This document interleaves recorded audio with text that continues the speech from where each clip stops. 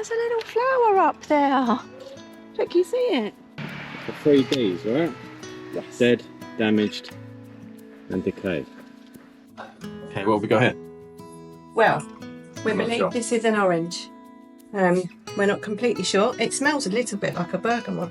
Welcome back to Saving Sweet William. It's autumn here in Zakynthos. It's October right now, and we're about to get stuck into some garden jobs. We're going to take care of the fruit trees, taking all of the dead and decayed stuff off. And you are going to? I'm going to cut the grass. It's been raining loads here lately, so there's a lot of grass which is really high to all cover. It's very green, which is unusual, isn't it? Yeah. But it does look nice. But yeah, it's a lot of maintenance. So, should we go get stuck into it? Let's go. Let's go. Over here in Zakynthos, we often choose to leave the grass clippings to decay into the soil. The clippings provide a natural fertilisation for the soil, which is super important in drier climates, and also helps to keep the moisture in the soil.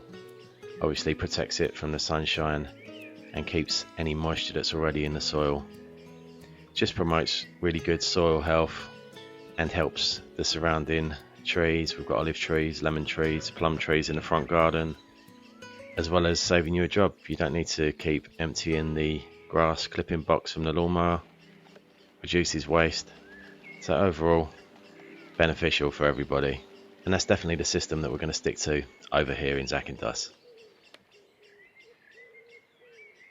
This is our beautiful lemon tree. We've been really lucky this year. We're gifted lots of lemons. There are a few dead ones hanging around, so we're just going to give it a little bit of a tidy up because we're coming into autumn.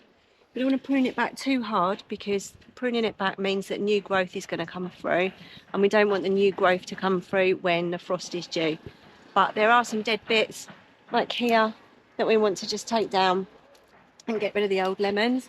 But I have also just spotted that there are some beautiful flowers blossoming up there, which means there's still a chance that we might get some more fruit.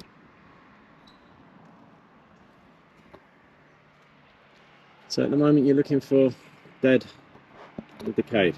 Absolutely. The 3 Ds, right? Yes. Dead, damaged, and decayed.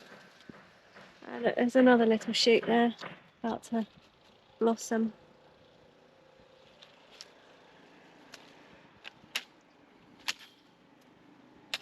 It's quite a dead lemon on this side. Oh, you can smell. That one's unfortunately. Seen better days. It's really light. There's no weight to that at all. It's like been completely baked in the sun over the summer.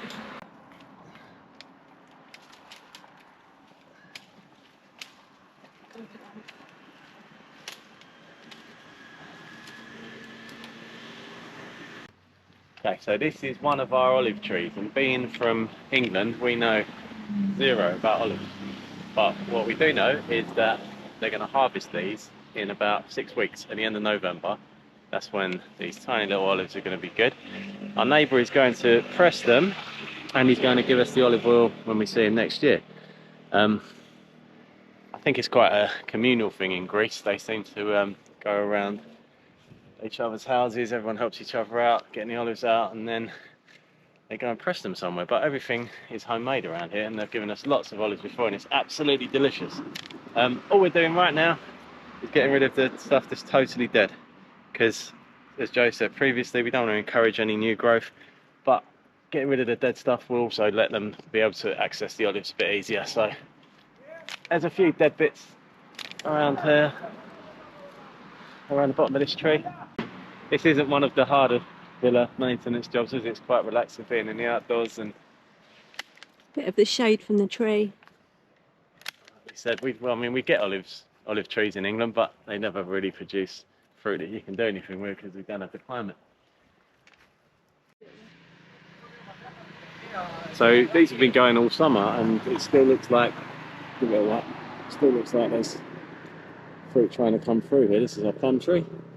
There were lots the first year we were here, and then it kind of had a slow start to this year. It's been very dry this year.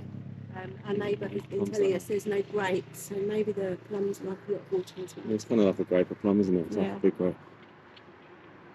So this is one of our orange trees that we're yet to have fruit from. Yeah, our neighbour did explain that he thought they had been a bit neglected before we took the villa on, so it might take a little while for us to bear fruit again. It's been a very, very hot, dry summer here this year, so not much water. There's a tractor about to go past us.